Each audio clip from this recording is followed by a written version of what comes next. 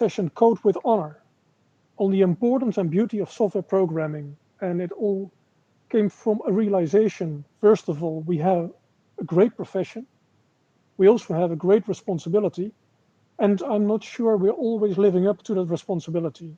And that's why I want us to code with honor. And it's about me, but I guess it's about many software professionals, probably, or maybe including you as well. Brief introduction of myself. My name is Lucas Jellema. I'm from the Netherlands. I'm CTO with Amis. Amis is an Oracle partner since 1991. I've worked with Oracle technology since 94. Today, I work with many things besides just Oracle technology. I've been a member of the Oracle community and nominated as such as Oracle ACE Director back in 2006 and Oracle Groundbreaker Ambassador, and I'm not quite sure when that started. And I'm giving presentations on many different subjects and on many different conferences because I work with different things, have ideas about different things, and want to spread those ideas. And here's a story about a software project, a huge software project. Hundreds of people, if not thousands, had been working for many years on a software product. And then a few weeks before the actual release date, the production live date, after the final acceptance test, someone decided maybe it's a good idea to write down all the error codes that this application can produce. And for each error code also indicate what is the underlying cause and what should be done as a response. Only at the very last moment did someone think of it, almost by accident. And that's a good thing, because this error started flashing almost over 50 years ago. Here's the list, and it has become famous. And here's the 1202 programming error, and you may have heard about it because it really is famous. And here's the indication: we should bail out, but only if this error occurs many times. And because of this list, and because it was stuck to a console in the NASA Flight Control Center during Apollo 11 flight, they were able to actually continue on and land on the moon and place that first footstep on the moon. And here you can see the display in Apollo 11 that was showing the 1202 programming error. Here we see the importance of code and of the operability of the software. So this is a personal record, as in historical record. This is not my personal best, but it's a personal story. And this abbreviation, this acronym, PR, is one that governs this presentation. So if after this presentation you remember one thing, let it be PR, and let it an understanding for all the things PR represents. So it's about professional pride.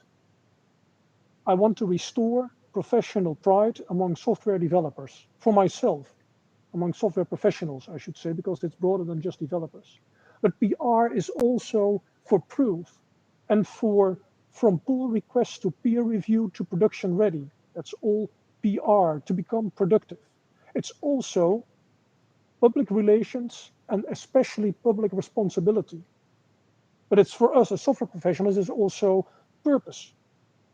It's to operate the software, to perform periodic technical reviews, and also at the right time put to rest. So again, it's PR all over. So PR for professional. We are all software professionals. I'm a software professional, so this is a story about me and about my realization that perhaps I'm not living up to my responsibility. So what is a software professional? Well, a software professional is someone who participates in creating professional software. That really explains a lot, doesn't it? So what is professional software? Well, here are some professionals. Proud craftsmen. I'm a proud craftsman, aren't I? You are proud craftsmen, aren't you? For creating software. What does it mean to be proud? Well, in our profession, of course, we've made progress. We are for progress. We've gone from waterfall to agile, involving the business, working in an iterative fashion, and I think that's great. And we are now making the step from from this wall between development and production to DevOps, where a single team takes full responsibility for the entire life cycle. And I think that's progress. That's a good thing. And we've understood that software only has value when it's actually live. So now we want to create something, an MVP, and bring it live early on so we can create value early on, apart from all the other benefits of being live at an early stage. And as Gardner says, and we all know, over the lifetime of a software application, if we don't pay close attention, its fitness for purpose, its value and agility decrease, the cost, complexity, and risk increases. Think technical debt. Think how we managed as an industry to give the word legacy a bad name. It's ridiculous. Ridiculous. Legacy used to be something good. In our world, it's something bad. So I think I've been guilty of paying lip service to a number of aspects. Of course, I've worked on testing, I've worked on QA, I've paid attention to security. But was it all to the extent that was really expected of me? Was I always working on these issues with the objectives, the right objectives in mind? And are you? Here's a car. It's a nice car. It's shiny. It's a great car. It's the best car. The brake system of this car is powered by software. And that's very common these days. Many things in your car are powered by software.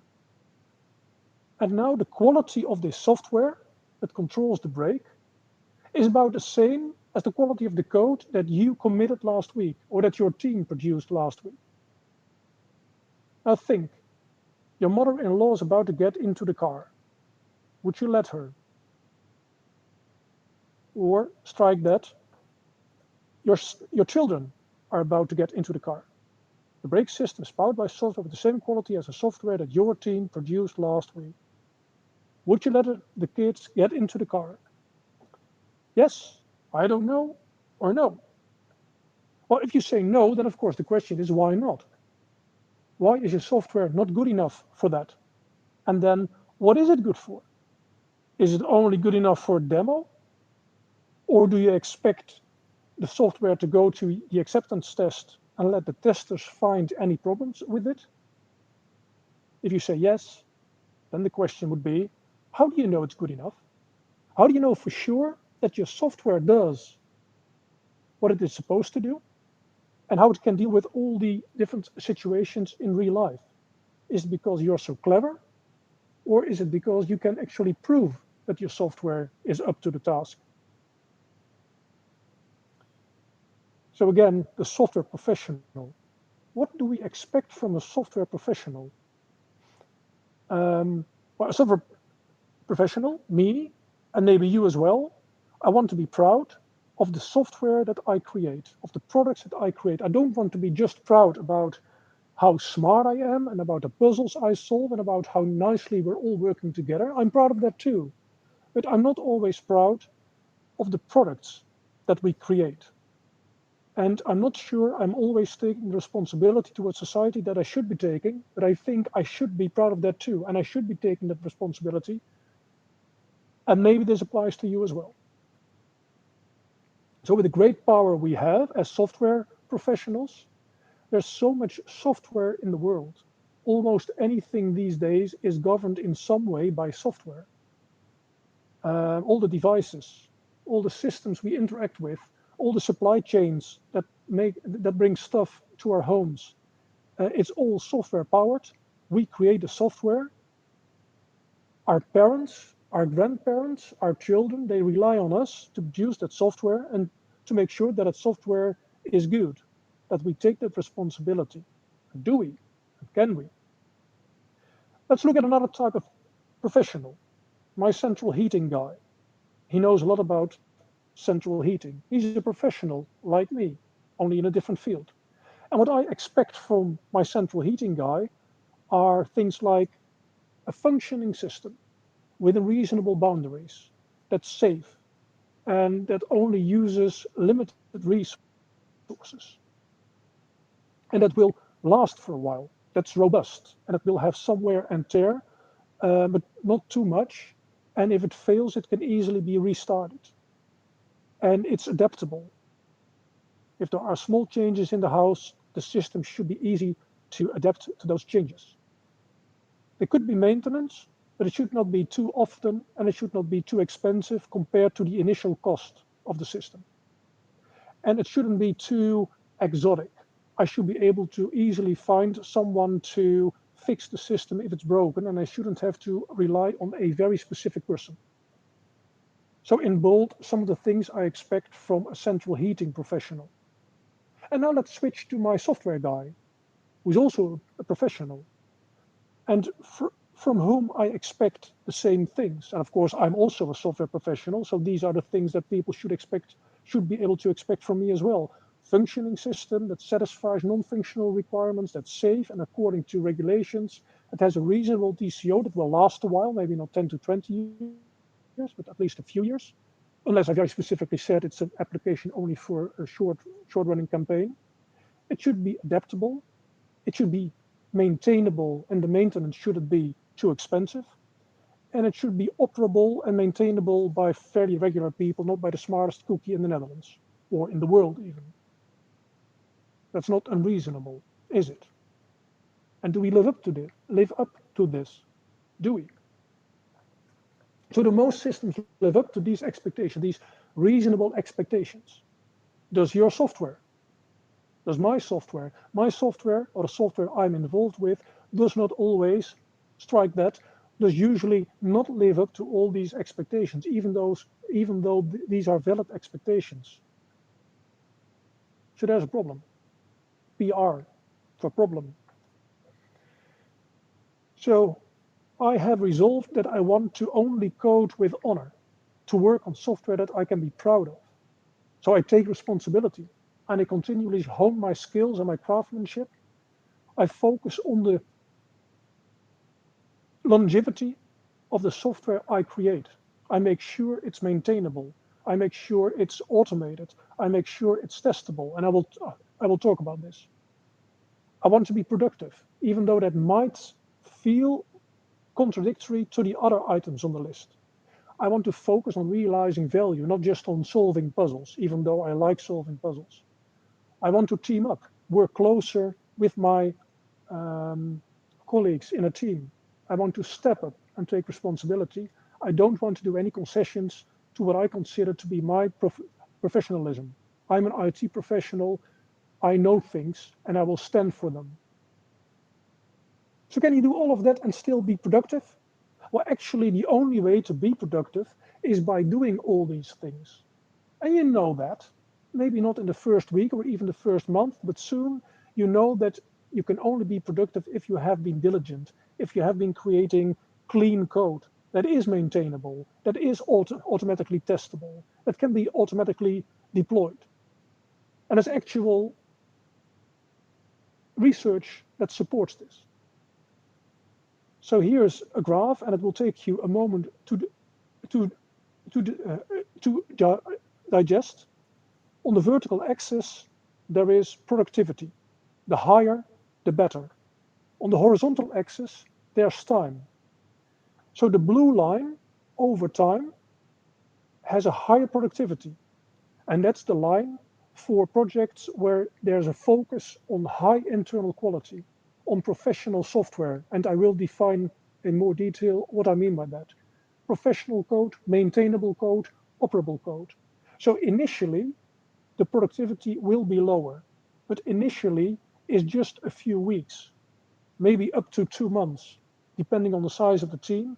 But after that time, a focus on quality, a focus on structure, a focus on tests will gain you more productivity. And there's more research. There's this chart. Organizations that focus on early removal of defects from their software will have optimal development time. So you shouldn't shoot for 100% defect removal, but round about 95% defect removal early on in the process, definitely before software is released, will mean you have the shortest development time, i.e. the highest productivity. So we don't have to sacrifice productivity. In fact, we are gaining productivity by having more focus on creating professional software or professionally creating software. So here is a visualization of the Agile Manifesto. And you probably know this. And you know there's a focus on working software. And working software is positioned over lots of documentation. And of course, I agree. Documentation doesn't run in production. Documentation doesn't give you any value. But working software, that's too narrowly defined. Because working software isn't necessarily good software. It works. Okay, it works. That's great. It works now. It works on a current set of limited conditions. It works, but it can't be adapted. That's not a given, but it's an option if you focus only on working software, on that aspect of your software. So instead of focusing on working software, where the question remains, what work can it actually do? So it's doing something, but what can it do in total? And how can you tell? You can show it, but can you prove it? Focus on working software alone isn't good enough, even though the Agile Manifesto says so. So we have to make a step from focus on working software, which is a great first step, by the way, but we have to take the next step to professional software, also called clean code. And professional software is able software. And of course, able in this case is sort of a, well, it's a way of expressing many things. So professional software is verifiable, testable, operable, readable, evolvable, maintainable, observable, scalable, recoverable. All these things, all these qualities are required to be able to call software professional. And all of these qualities are required to build something that lives up to the expectations that society is justified in having on us as software professionals. We should make sure our software is all of this. Maybe not always to the same degree, but still, this is what we should focus on. As an example, I have a customer. It's a large retail organization in the Netherlands, but it could be many different organizations. And this is what they say themselves about their systems. They're business critical, they're old, they're legacy, they're custom software, they're not modern. And all of this should not be a problem. It's great that they have software that's business critical. The software runs their business. Isn't that great? We are relevant as IT people. The systems are old. They're venerable, they're mature. That should not be a bad thing, but they consider it a bad thing. It's legacy. That shouldn't be a bad thing. They think it's a bad thing. Their real problem is all of this. They can't scale any further. They can't evolve their systems. They have a very high technical debt. They don't even dare to touch the systems because they are so fragile. They don't have the expertise to evolve or even to run the applications. And they don't have any tests, no specifications, and no documentation. Their TCO is very high. This is the real problem. This is something they let happen. They didn't make it happen. They didn't decide to get into this situation, but still they did. And a colleague of mine saw this slide and said, aren't you worried that they will recognize their situation? And I said, well, sure, they will recognize themselves, and so will dozens of other organizations in the Netherlands that I am involved with. And there are probably hundreds only in the Netherlands, and I'm sure there are thousands around the world. This is what we let happen as software professionals. And sure, there are many excuses. And of course, it's the business that doesn't allow us the time to do our work right. But it's our responsibility. At no point in time did this organization, and these systems are 25 years old, at no point in time over these 25 years did they actively decide to take the wrong path. But it's the slow erosion over time that has degraded the systems. A software professional who left, who had knowledge in his head, a technical upgrade that wasn't done, documentation that wasn't written, a test that wasn't created. And all these small steps have created the current situation. It's a very difficult situation, to be honest. So focus on working software is not enough. It's too narrow. We have to focus on professional software. We have to take the step from working software to professional software and do everything that's associated with it in order to become proud professionals. So we can consider several stages in the life cycle of software. I'm not necessarily talking about a process, but just the various degrees of readiness that software goes through. And one step is from working software to professional code. Working software is something that I can show to my next door neighbor. Professional code is something that I dare to put out there into production, or at least towards production. And it all starts with functional specifications. And these are expressed in tests, in behavior tests and unit tests. And I will talk a little bit more about tests in a moment, because this is how we can prove that our software implements the specifications. And of course, this already is a very difficult point. How to get your specifications right and how to create your tests that really test those specifications across the full scale of situations and conditions. That's not easy. And we have this definition of ready that should govern the specifications to make sure that we have something to work on as developers. And then we have this pull request peer review production ready. We have this step where a developer puts out their code and take it from the individual level to the team level. Extremely important step. I will get back to it.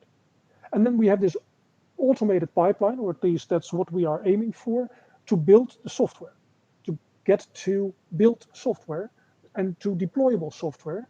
And that's where we reach the state of done. When the software is deployable, and only when it is deployable, ready to go into production, can the team say, we are done. And then it's up to the business to decide whether or not the software will actually go live. And then we have to operate the software. And at some point, this is an important step that many organizations forget. And as a result, they've got hundreds of applications running that don't serve any purpose any longer. At some point, we have to put applications to rest, to sunset them, to deprecate them. So these are the stages. Working software according to specifications and proven that they are working according to those specifications. And we probably should consider two types of tests. One test is a black box test that tests for the required behavior.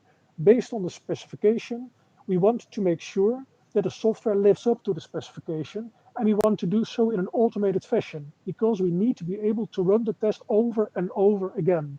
If we have made changes to the software, if we have made changes to the platform, to the environment, we want to be able to again make sure that the software is still exhibiting the required behavior. The behavior test is also the specification itself, and it's a documentation of the specified behavior, and it's our means of verifying that behavior.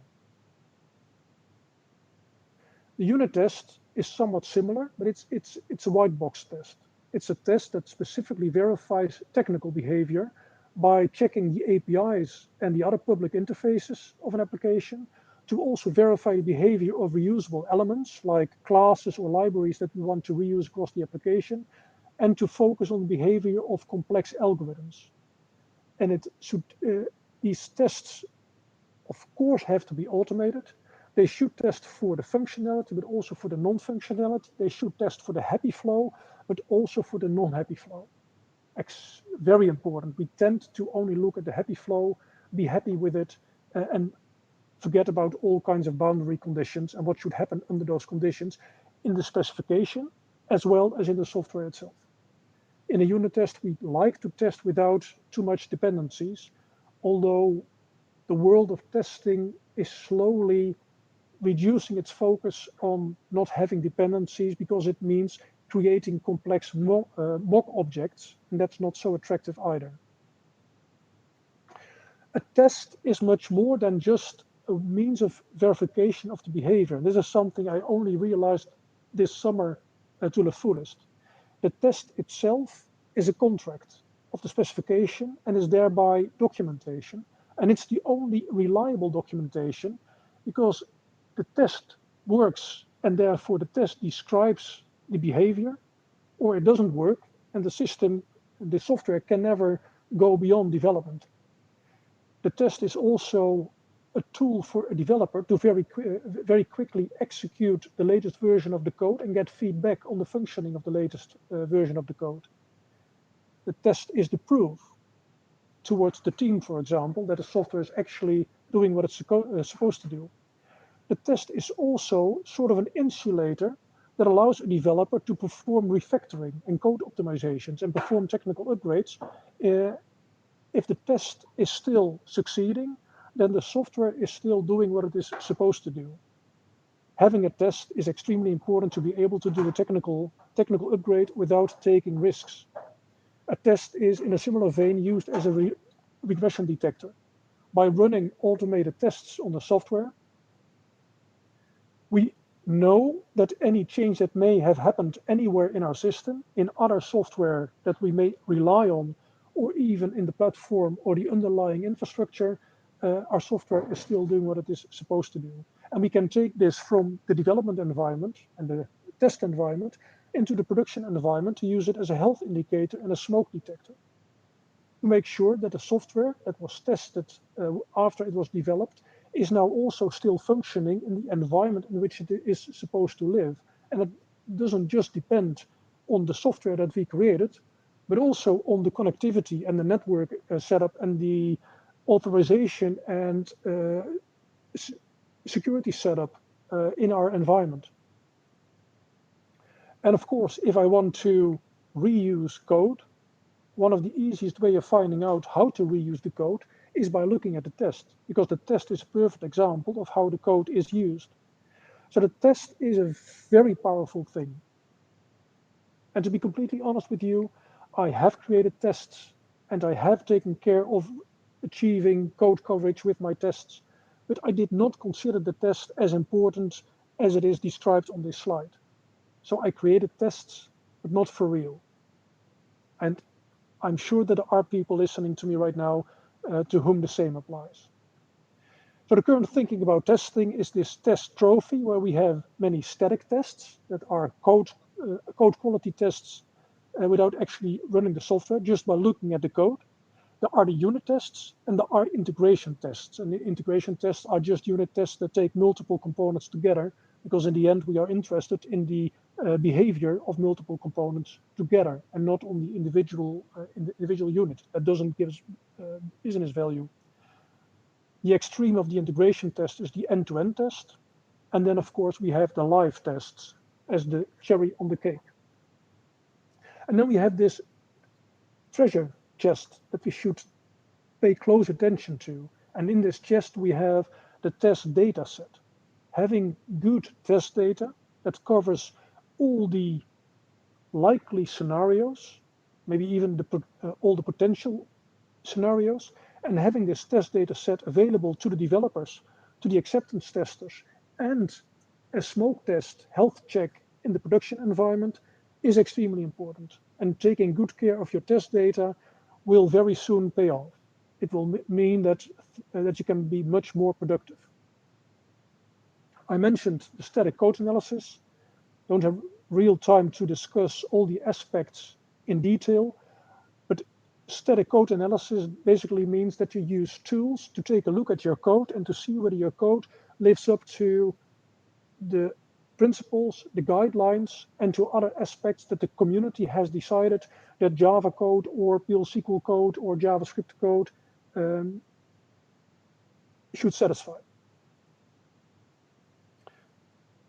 There's another car, and again, it's shiny. And what might happen when we focus on working software is that under the hood, it's a mess and it's hard to maintain.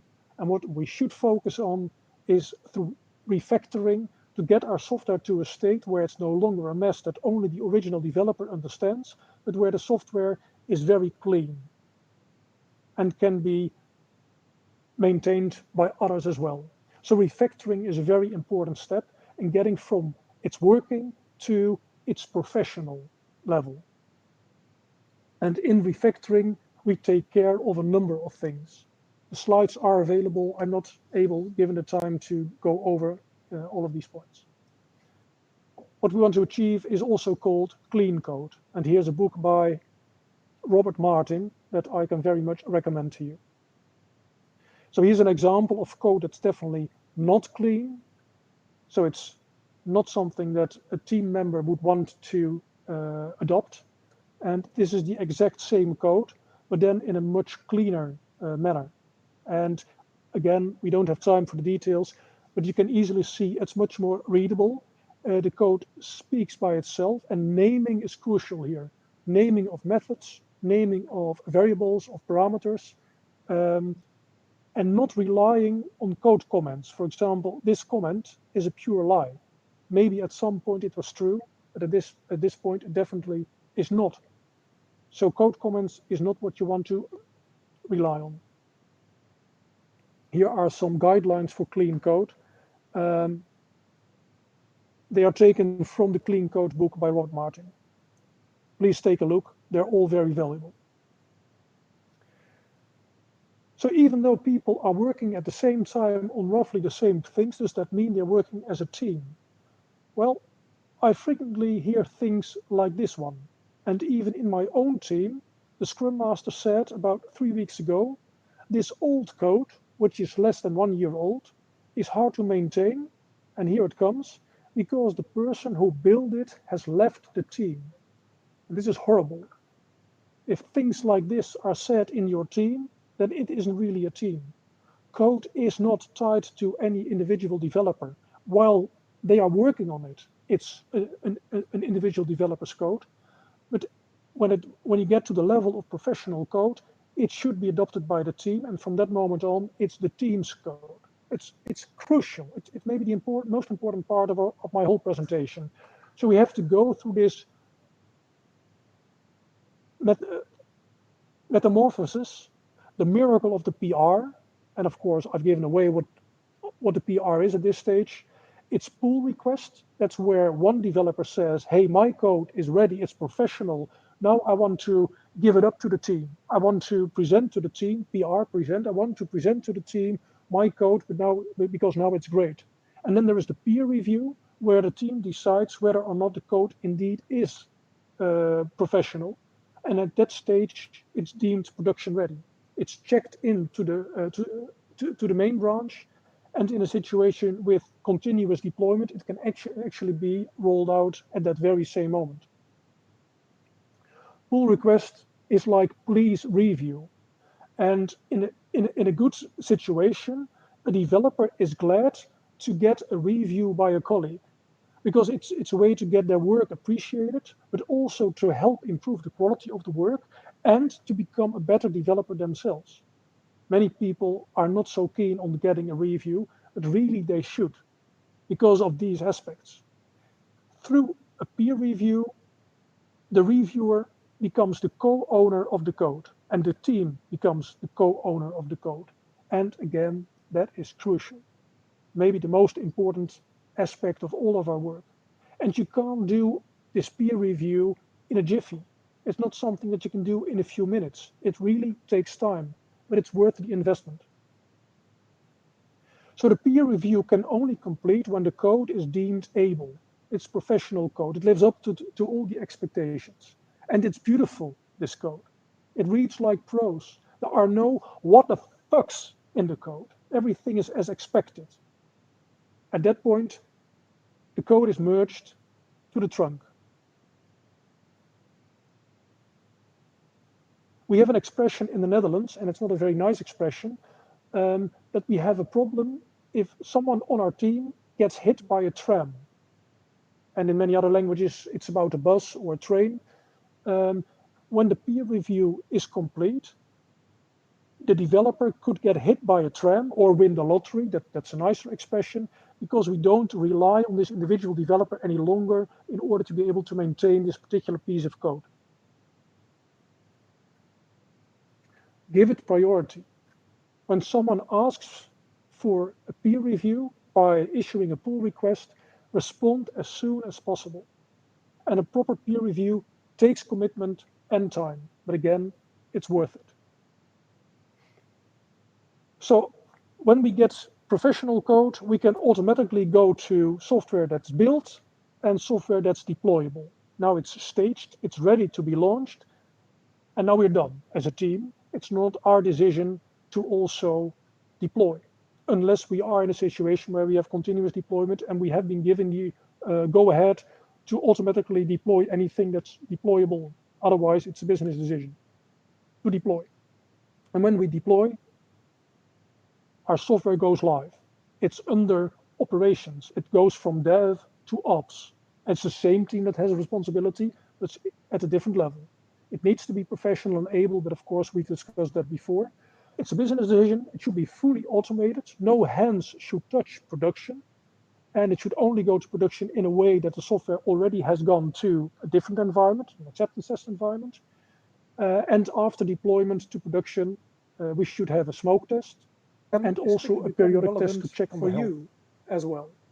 And GraalVM really... Now you probably have heard about canary releases. And these are releases that we do to a very limited subset of users or use cases. Because we are not completely sure about our code you as well. We have not done all the tests. This is a perfectly viable strategy where it's not viable to create tests for all situations, or we want to achieve a very high speed of delivery functionality. If we have this friendly user group, we can deliver functionality to this small group and then very closely monitor what's happening. And of course, the canary expression is based on the canary in the coal mine that was used by the miners to get an early warning about problems in the mine, about toxic gases. The canary would succumb and the miners would get out of the mine. In our case, we know there is a problem and we can very quickly fix the problem before it becomes a major problem. At this stage, it only affects our canaries. Our friendly use are very small subset of production cases. Of course, we have to observe the canary very closely. If anything happens, we should immediately step in. And we can do so in the same way as we make any change to the software. We don't pull back software, but we roll forward a fix. But it's a different story for another time. So at this stage, we have a professional software that's generating value for the business. It's great. And we can sit back and relax. But of course, we have the progress of time. And we have erosion of software if we don't pay close attention. So even if the software doesn't have to be changed from a functional perspective, we have our professional responsibility to take care of the technical quality of the software. We have to do a periodic review and do technical maintenance to make sure that all the components we're using are still up to date at all levels of the stack. And there are various triggers that will prompt us to perform a periodic review, but we also should take care to proactively monitor ourselves. And here are some of the triggers that should trigger us into taking a look at the application, its full technology stack, all of its dependencies, and check whether a version of the library we are using is still the appropriate one, or we still have knowledge of a certain database product and perhaps we should replace it, or a better solution is available from our cloud vendor and we should go to a different service. This is something we have to do regularly, otherwise the erosion through time will mean a degradation of our software. And here are some other reasons, but the final one, the mere progression of time should also be a trigger. At least every 6 months, you should take a look at your stack and perform technical maintenance. So, PR, my personal record, my story, perhaps your story as well. I want to be an IT professional with pride. And these are the things that I think I have to do in order to achieve that. And I have by no means given you all the details on how actually to get it done, but hopefully I've set your mind to work. I've provided some inspiration, and maybe together we can work on making our profession a more professional one. Thank you very much. Okay, Lucas, thanks a lot. We have a look at the questions now, but I think there's nothing. I would invite you to tell us something, some questions from Some the comments. attendees, some comments.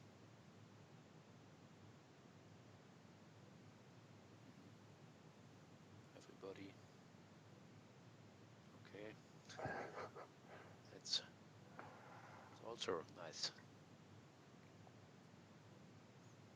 I've talked to colleagues, to peers, to people in my own organization, to people in other organizations, and they all seem to share most of my sentiment. When I ask them if they are proud of the work they're doing, if they are certain that their software is of high quality, most of them will pull some funny face.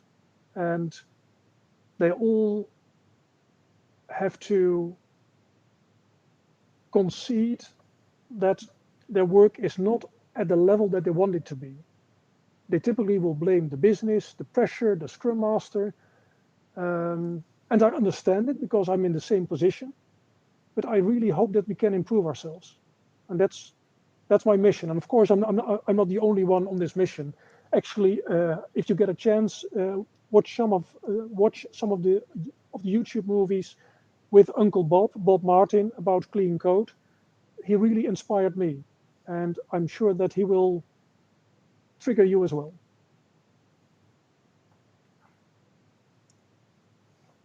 Okay. I put there a link for your feedback. Please give us your opinion, your your notices, everything we want to know about all these mentions here. Yeah. Yes. And then we should go to the next session, I think. Yeah.